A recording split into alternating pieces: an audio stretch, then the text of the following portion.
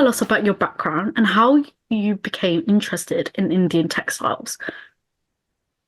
So I am a doctor by profession. I belong to West Bengal, which is a state in the eastern part of India. I'm a Bengali by heritage. I grew up in Kolkata. I did my medical schooling there, and I did my first few years of training over there. Then I decided to move to the UK to further my career.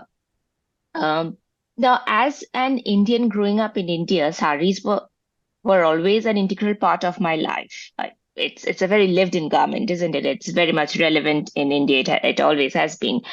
And about, say, a decade ago, when we were just about starting to get acclimatized to having social media presence in our lives in a more comprehensive way, um, India witnessed a social media movement promoting saris, as in encouraging women to wear saris more often because we obviously were getting more used to wearing Western clothes or other types of garments.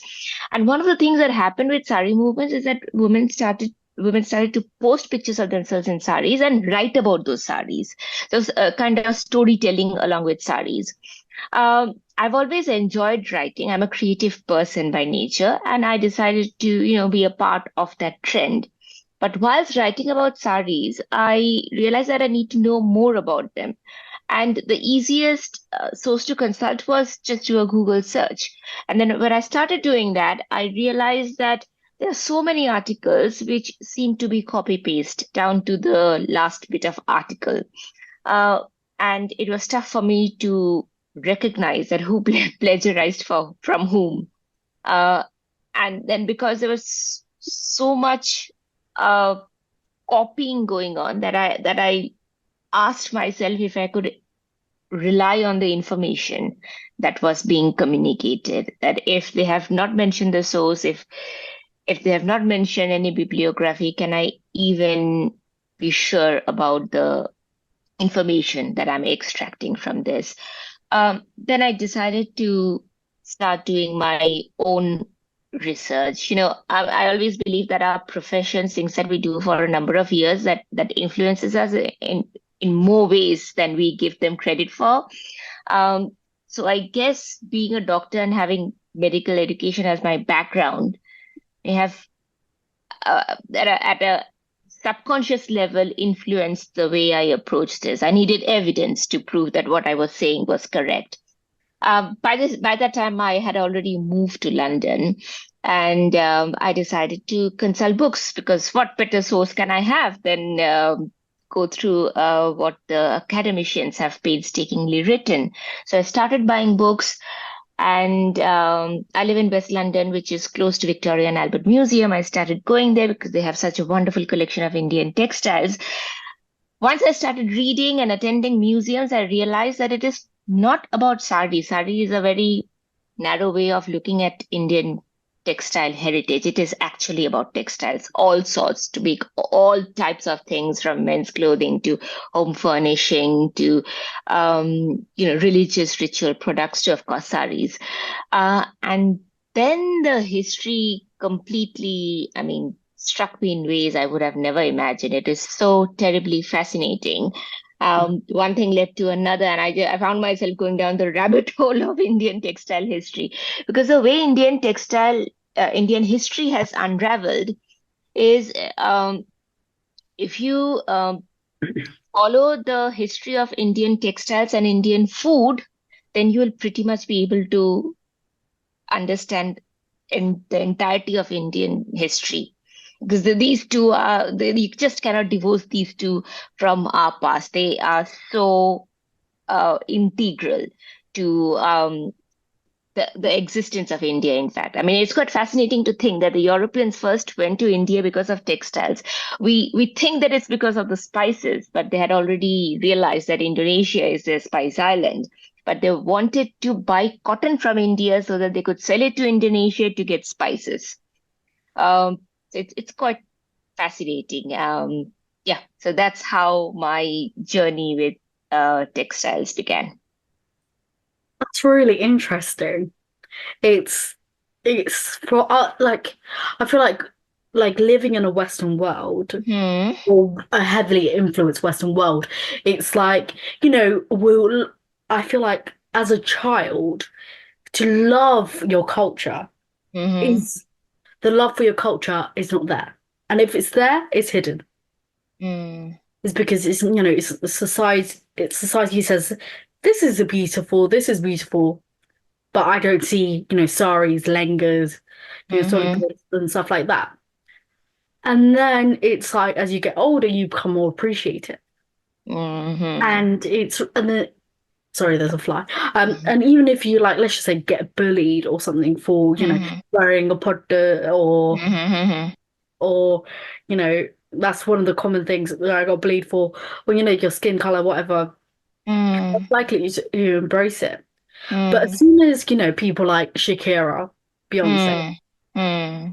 or I can't think of the other one, start to wear Hmm. all these things, it's like it's beautiful, it's lovely, it's this, it's that. Why Hmm. is it not beautiful and lovely when the natives wear it? Hmm. No, that's true. I mean, unfortunately, I know we blame colonialism for a lot of different things, but this is also possibly, in a large extent, due to colonialism, and the Western idea of what's aesthetic and what's not, that have influenced the way we think as well. I remember reading uh, an article, I think it was in reference to museums in Japan. I can't exactly remember. I cannot remember where I read the article. But Japan also has got a very rich history of textiles. And basically, what it said that you go to museums across the world, you find the center stage occupied by sculptures and paintings, because in the Western world, those are considered as higher forms of art. Textiles is also an art, but that's more or less considered as a secondary art in the Western world. Whereas in cultures like Japan and India, textiles are, I mean, are highly superior forms of art. But because the museum culture of the world is also influenced by what the West thinks, that even in museums in India and perhaps in Japan, I've never been to Japan, but India certainly, you will find textiles relegated to a corner. You might find it difficult to locate where the textiles exhibition room is. You're certainly going to find paintings and sculptures occupying center stage, like museums of the West. Yeah, definitely. I like even think about going to school trips. Hmm.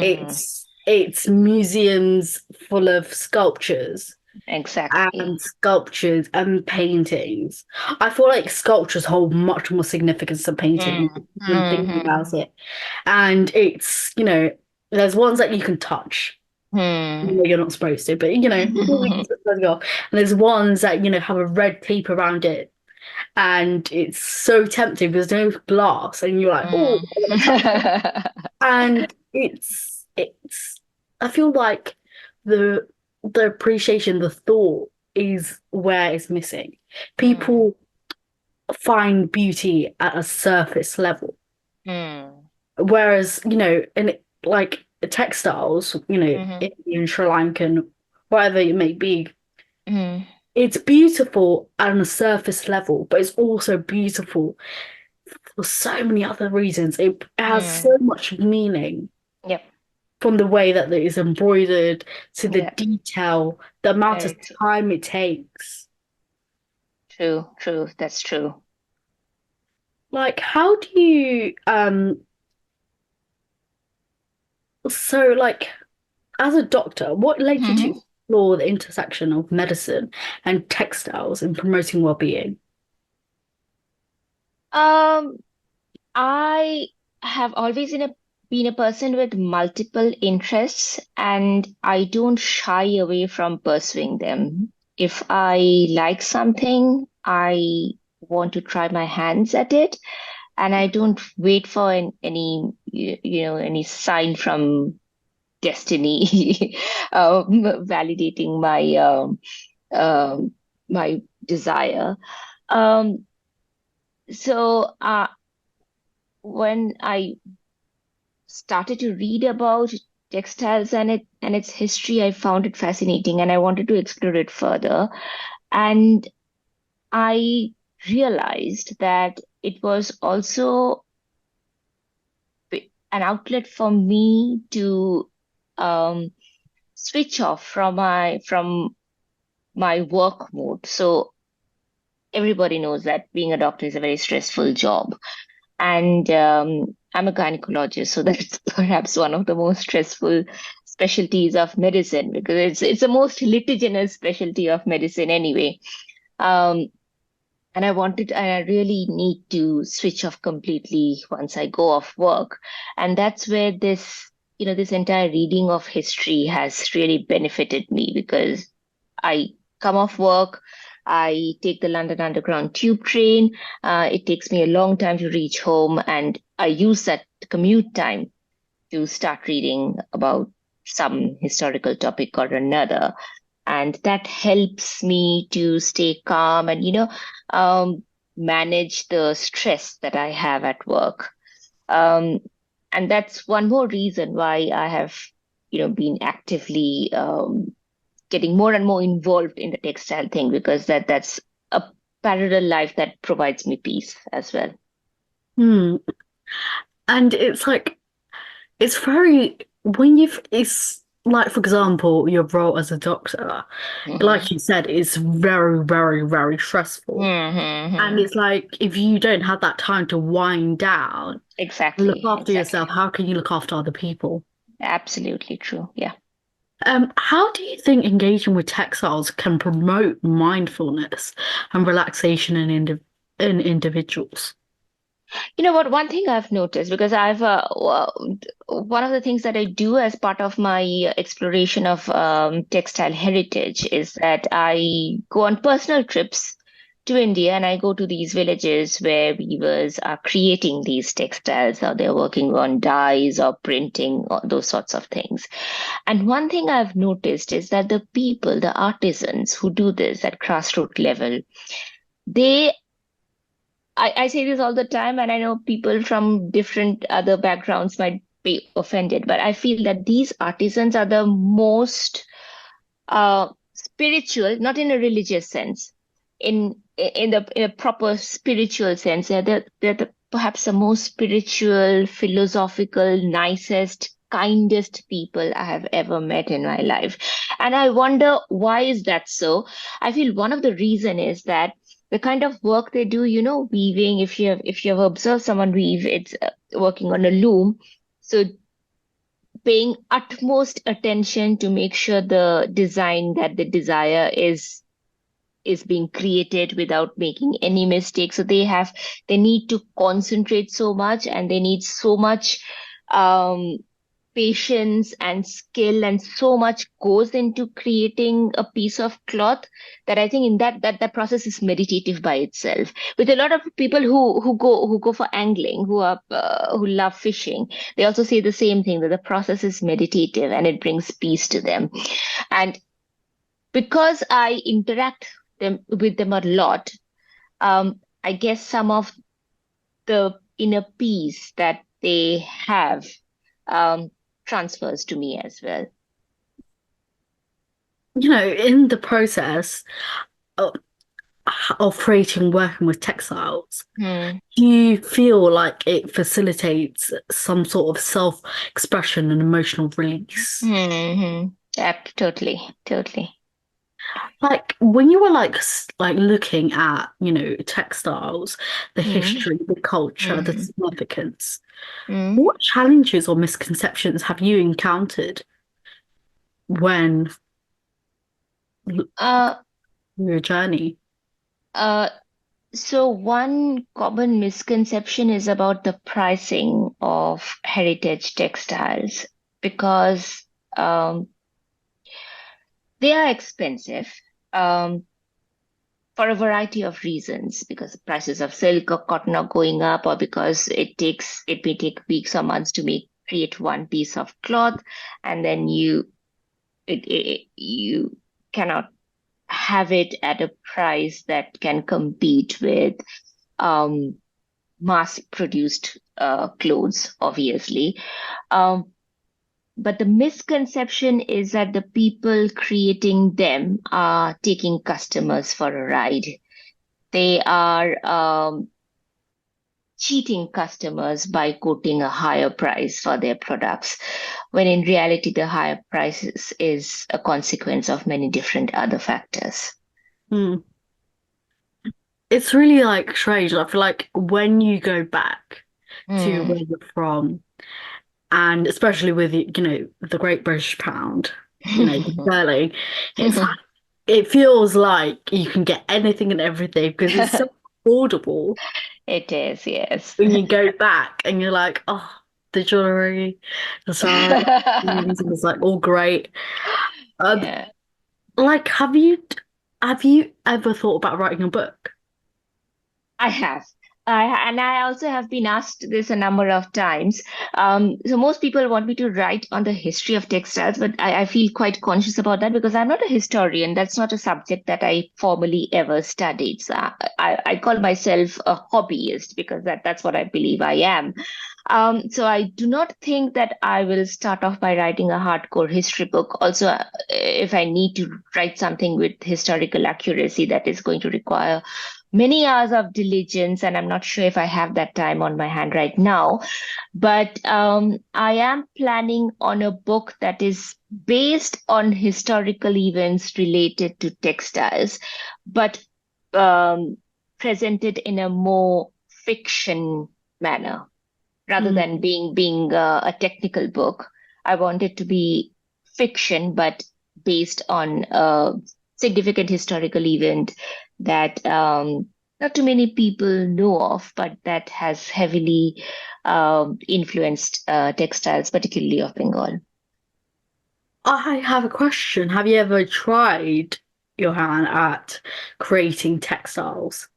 No, I have not. I cannot even draw a straight line. I'm absolutely talentless, and I think that's one reason why I have such great appreciation for artists, because I totally lack the ability to create any form of art. The best I can do is write, and I think I'm decent at editing videos. I mean, normal home video quality video editings I can do at a decent level, but no, I don't think I'm the artist type.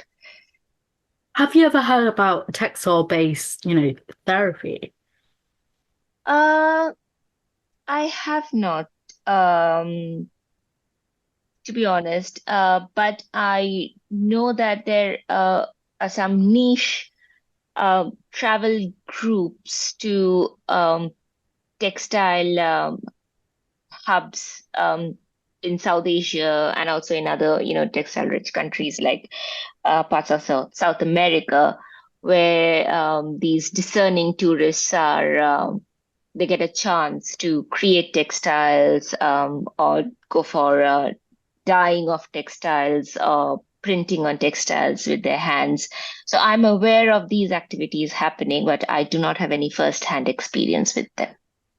If you want to go to a place, there is a Mm-hmm. place in Merton, in Mitcham, Mm-hmm. around the town centre, and it has been like a tiling and oh, I can't think of it, like printing on material. Mm-hmm. And it's been around for hundreds and hundreds of years. I think it's called Okay. the Wandles. Okay, I'll have a look. Thank you for letting me know. I'll check that out. Yeah, it was really good. Um, like when what do you think about, the sensory experience when, working with textiles, whether it's, experiencing them, as they're intended to be used or Yeah, um yeah. I mean, sensory experience is very important when it comes to textiles. Unfortunately or fortunately, in this day of digital media, most of the content that we consume, including people consuming my content, is usually through smartphones. So you only have a two-dimensional video or an image of things. But being in that place, seeing it for yourself, and especially touching it. The thing with textiles is that one can never appreciate it completely if you don't get a chance to touch it. It is tactile, and a lot of people ask me, how do you identify the so and so authentic textile from fake ones? Because there are so many fake ones in the market. But one big determinant is how it feels when you touch, and that's very difficult to describe in words, and that it's impossible to understand when you're just looking at a screen. Mm. How do, these cultural considerations Mm, influence the, therapeutic value of engaging with these textiles? And how, how do people who want to explore mm, textiles mm. ensure sensitivity to diverse cultural backgrounds in their approach? Sorry, can you repeat that question? I missed a few words. Oh, it's okay. Those, who are Mm, exploring, mhm, and engaging with textiles. mhm. How do cultural considerations influence the therapeutic value of engaging with these textiles? And how can practitioners, or when I say practitioners, people who like Mhm, or utilize, you mhm. know, engage with textiles, ensure sensitivity to diverse cultural backgrounds in their approach?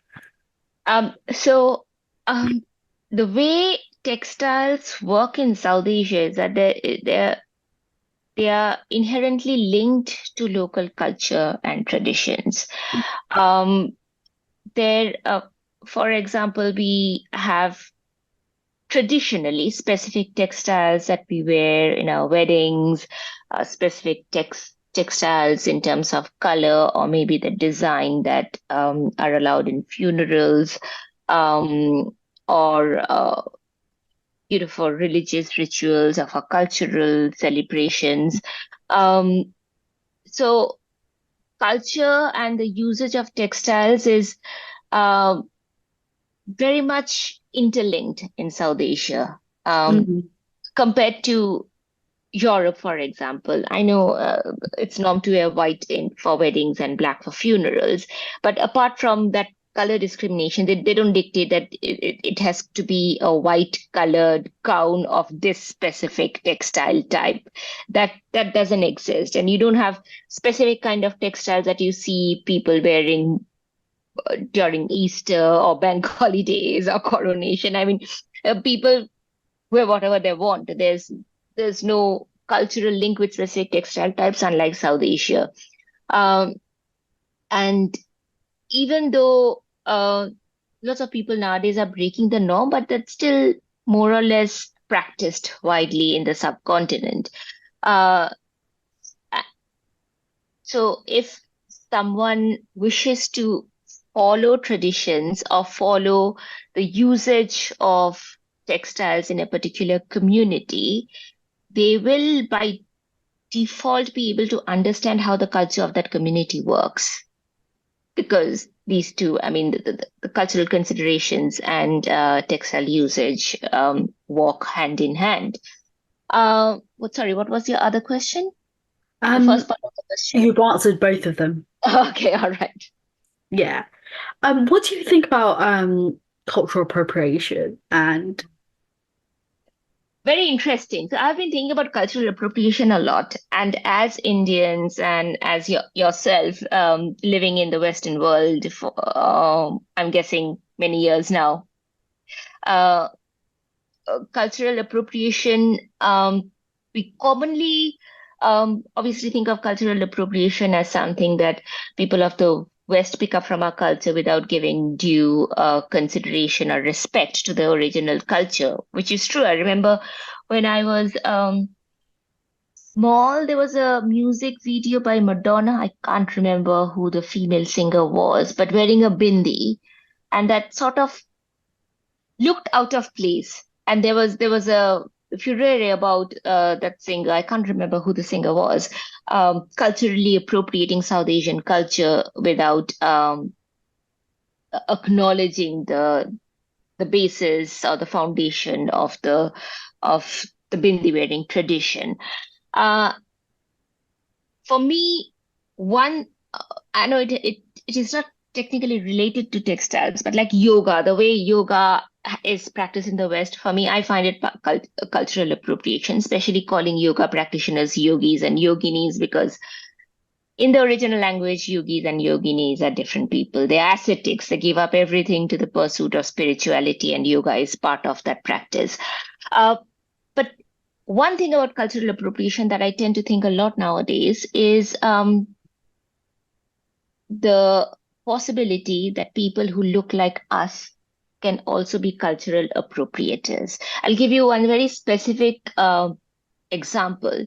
So I have been to a few tribal, very indigenous tribal places in a couple uh, of forest covered areas in the interiors of India. And they obviously have had their own culture for millennia that includes textiles. Now, nowadays, since we try to get inspiration about newer designs of textiles from everywhere, so one trend has been to take their textile designs and make it into and use that to make saris. So the tribal women, these tribal women, they wrap clothes around them, but not like like conventional saris that we usually see. So the designs and the patterns and the colors that they use are being used to make saris for the urban women, and sometimes the tribal weavers are also urged to make saris. So that is all fine. I don't have a problem with that. But when I find urban women draping saris in the tribal drape format, somehow I feel a bit uncomfortable about it, because tribals in South Asia have been discriminated for centuries. There were so many grossly unfair laws that were formulated by the uh, British when India was under colonial rule, that completely decimated any kind of human rights expectation for the tribals. And they still are paying a huge price, because the thing is that the places where tribals occupy, the forest areas, they are rich in timber.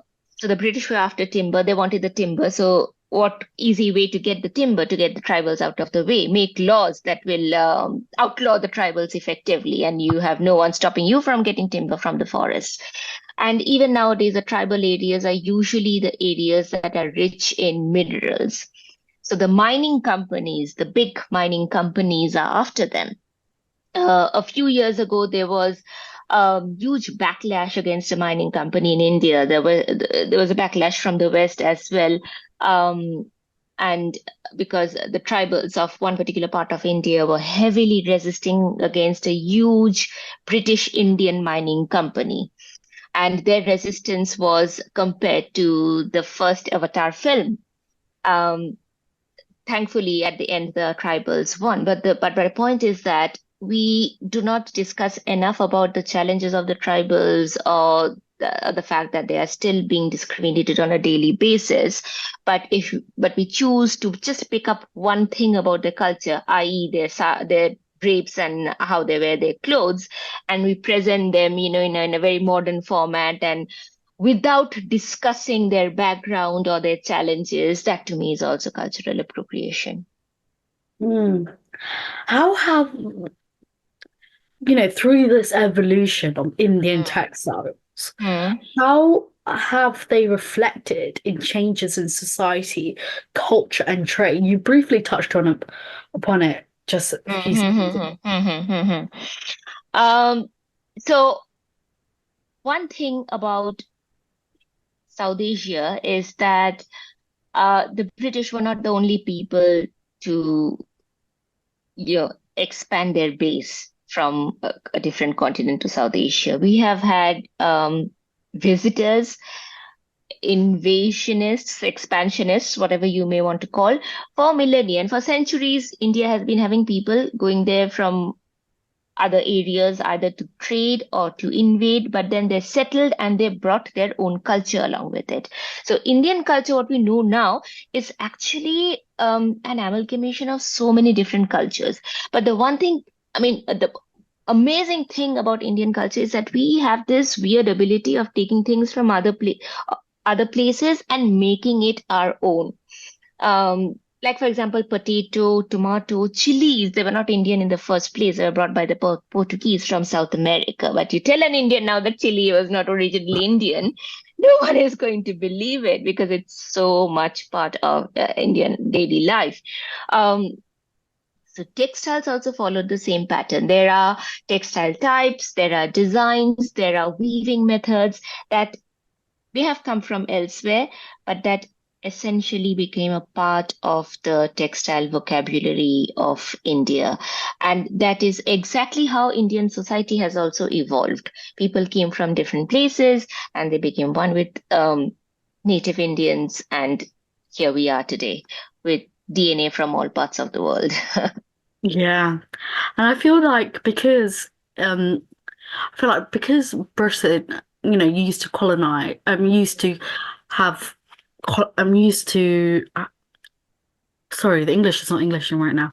Um, because I feel like because the UK or Mm, Britain mm, had colonized 75% of the world at one point. mm, I feel mm, like people just automatically associate that as just one of the colonizers.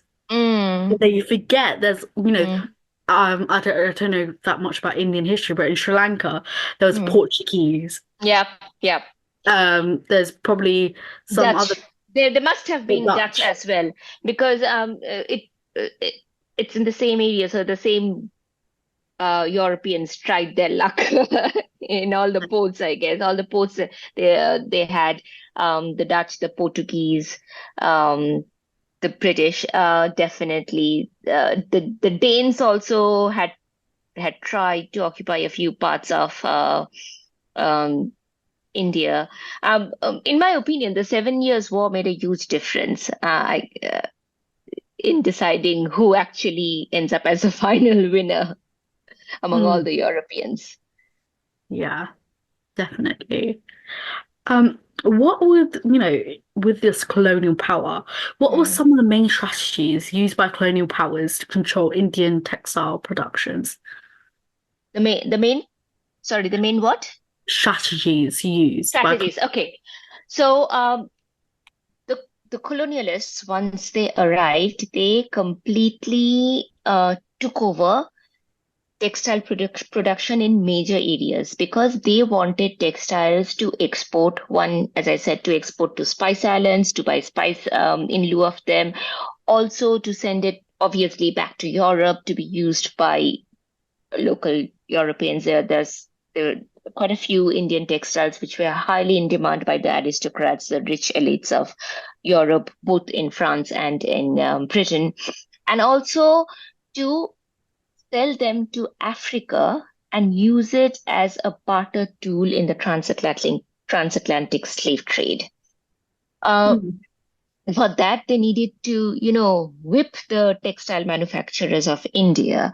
So they worked in two broad models. One is outsourcing local textile manufacturers, as in commissioning them to create, uh, say, X quantity of textile, or to outright take control of the textile manufacturing units like they did in Bengal. So they had control over textile manufacturing units of Bengal and flogged them to create more and more and more and more bales of cloth so that they could be used for export.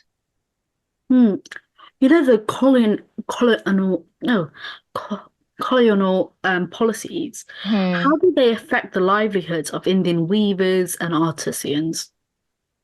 They completely destroyed them. The colonial policies were grossly unfair. I mean, I think grossly unfair is also an understatement. So, what they basically wanted to do, see, the thing is that the British essentially went to India to trade. Okay, they were interested in making money. So, they wanted to make more and more and more money. And the more money they were making, they wanted to take it one step further. And because the textiles were earning them huge revenue, they were treating it like a golden like the hen that lays golden eggs, but they did not want to take care of the hen. They actually what they did in the process was get the golden hen, get the hen killed in the first place. So they wanted these textile manufacturing units to produce more cloth so that they can earn more money. But these are handmade cloths, so you cannot create a mass scale manufacturing kind of a unit in a place where cloths are made entirely manually. So what happened eventually was that the quality of the cloth declined, and the British were not happy with it. That why is the quality low? People are not willing to buy them in Europe because they are not happy with this quality anymore. And then they used to torture the weavers and the artisans further in order to extract more and more from them. They almost lived lives like bonded laborers. They had absolutely no control, no financial security, nothing whatsoever. All their life involved was weave cloth day in and day out. And many people actually fled, or they inflicted self-harm so that they would not have to weave anymore. And the other allegation that exists against the British is that once Britain got into the full industrial mode and places up in north of England started cotton factory production, Britain did not want India to produce any more textiles. They wanted India to consume textiles. They wanted India to produce plant cotton plants so that they could use that cotton to make textiles in England, but they did not want India to make textiles. So there is an allegation that the thumbs or hands of these weavers were severed, and they were inflicted severe harm, so that they could not continue to weave. Um, you know, what were some of the key moments of resistance against colonial exploitation within the Indian textile industry? The most important and significant event would be the Swadeshi movement, which literally translates to self-rule movement that was instituted by Mahatma Gandhi. And Gandhi was a firm believer in the cottage industry of India. And what he wanted to do, he wanted to achieve a state where India does not rely on any foreign import, that create whatever you need, create it yourselves, and use them. Do not use foreign products. And I'm sure you have seen pictures of Gandhi with a spinning wheel. So spinning his own yarn, and that yarn is used to make their own pieces of cloth. So I know I began by saying that fabrics were the reason why Europeans decided to colonize India, because they wanted to buy the clothes to trade with it elsewhere in the world. And fabrics were also the reason why the British were forced to leave India, because now homemade cottage industry made local cotton was being used as a symbol of resistance. In fact, the Swadeshi movement also involved burning of foreign goods that included textiles that were bought from England. So they used to have bonfires, burning all of them, and instead wearing clothes that were made with locally made textiles. What role did Indian textiles play in the global economy during the colonial period? So there is an interesting theory which I sort of agree with, that um, says that cotton might be the most prominent tool in the rise of capitalism in the world, not just in India or in Britain, in the world. So cotton initially, especially cotton more than silk from India, cotton was used by Europeans to uh, you you to trade with other countries for spices or other materials. But then, remarkably, as I briefly mentioned, it was also used as goods that were being traded in Africa in exchange for people, for humans who were used in the transatlantic slave trade. Um, so there are historians who go to the extent of saying that without Indian cotton, world history may have been very different. That's an interesting perspective, a very Yes, unique yeah. perspective. You don't hear about that often. Now, there's a book called Empire of Cotton. It's a very interesting book, and it has enabled me to, look at textiles in a very different light. There's so much more to it than just aesthetics and fashion. Hmm. In what ways has a legacy of clon colonialism Hmm. continued to influence the Indian textile industry today? Well, it has. If we look at only textiles, I mean, unstitched pieces of cloth, then there are designs that came in vogue during colonial rule because these were being exported to Europe and the Europeans wanted their own design sensibilities. They're like the use of very English type flowers and roses and having a floral design on a white background. You know what I mean? A very English type kind of a chintz design. So we still have that as part of the design vocabulary in India, but that came into prominence when we were trading with the Europeans. Um, in terms of stitched clothes, the influence is much more marked. Even when we look at what we call as Indian ethnic clothing, many of them actually are a result of British influence, like the kind of blouses that we wear with saris, or for the men, definitely there's a very popular opulent menswear called sherwani, and that is a result of British tailoring influence on more traditional Indian men's clothing. Um, so we are very much carrying on the colonial legacy, but that has also become a part of our own history. I mentioned this, that the thing about India is that no matter where a particular facet comes from, we make it our own. So now the sherwani is our own, the kind of blouses that we wear are our own. They're all part of our own history now. How have contemporary efforts sought to reclaim and preserve traditional Indian textile practices in the wake of colonialism? So there are lots of efforts at the minute going on to decolonize Indian textiles or the textile history, and there are revivalists working across the country with weavers trying to get back old textile forms that had almost become extinct. From maybe a fragment of a textile found here or there, or some piece preserved in a museum in some corner of the world. They're actively trying to resurrect them. So there's a lot of effort going on in that aspect.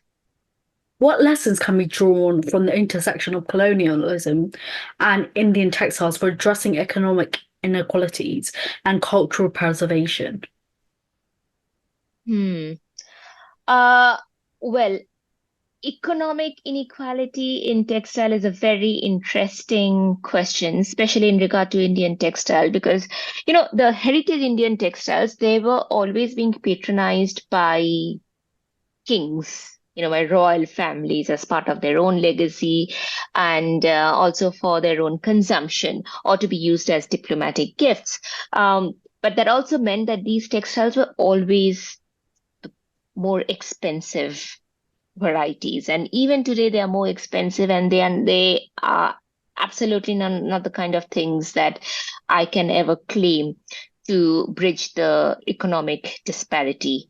Um, uh, but uh, I talked about the cotton cloth that Mahatma Gandhi encouraged Indians to produce, that is called khadi, that is hand spun, hand woven cotton produced locally.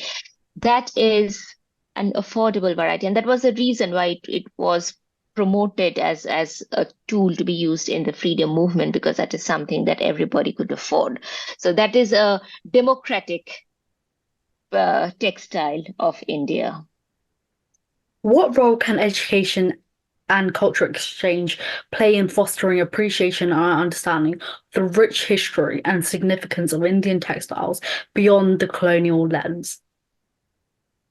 Well, it is education is is going to be massively beneficial for both South Asians as well as people of Western countries, I believe, especially young people, to appreciate where the textile heritage comes from.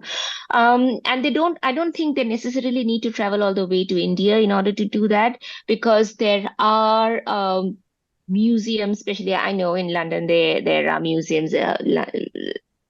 Also in other parts of Europe or in North America, where the academicians, the historians, the curators are actively um, trying to decolonize textile history and also present it in a more honest format. Some of these historians are of South Asian origin, and even when they are not, they liaise with their South Asian colleagues or they visit South Asia several times in order to get the correct picture. So, education is important, but education to me does not necessarily mean traveling all the way to South Asia. You can be in your own Western part of the world and also participate in it should you wish. What inspired you to pursue this topic and share it with our listeners?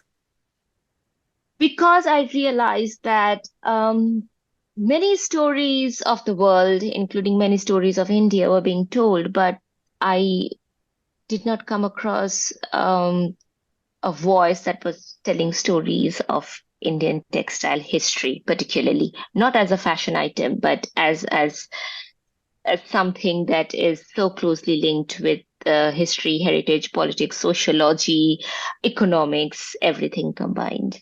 And I wanted to be that voice. That's amazing. Looking back on our conversation, what's the most Mm. important takeaway or message you want our audience to remember? Um, well, it is one message that I wish people would remember is that textiles are not just a tool for fashion. Of course, it's a fashion item, but there's so much more to it. How do you hope this episode will impact or resonate with our listeners? I hope our listeners will I mean, if they are already not interested in South Asian textiles, I hope I have been able to pique their interest, and they would try to, um, find areas where they can learn more about these textiles. That can be going to your local museum or even searching online. Most of the museums of repute have very good online presence, and you can actually go through their repository from the comfort of your living room and also learn about these textiles. Are there any upcoming projects, events, or resources you'd like to share with the audience?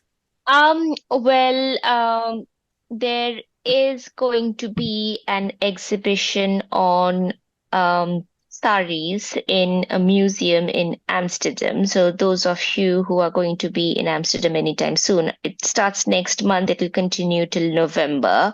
Um, it is in the Wereld Museum. I'm not sure if I've pronounced that correct. Wereld. It's in Amsterdam. It's going to be a wonderful exhibition. It's a traveling tour of the exhibition called the Offbeat Sari that was held in the Design Museum here in London last year. I attended the one in London and it was absolutely amazing. So if you can, I suggest you try to make time for that. Where can our listeners find you or connect with you to stay updated on your work? I have got a podcast called Textile Tales of India, and it is available on all major audio streaming platforms. And I am active on Instagram. My handle is TipTop, that is TIPTOPPED. And they'll be linked down below. Thank you. It's okay. Finally, what is one thing that you're grateful for today? One thing that You're grateful for today. I'm grateful for today for the opportunity to spread my message. That's absolutely wonderful. Thank you so much for coming on to our podcast. It's Thank absolutely you for having me. amazing to have you on.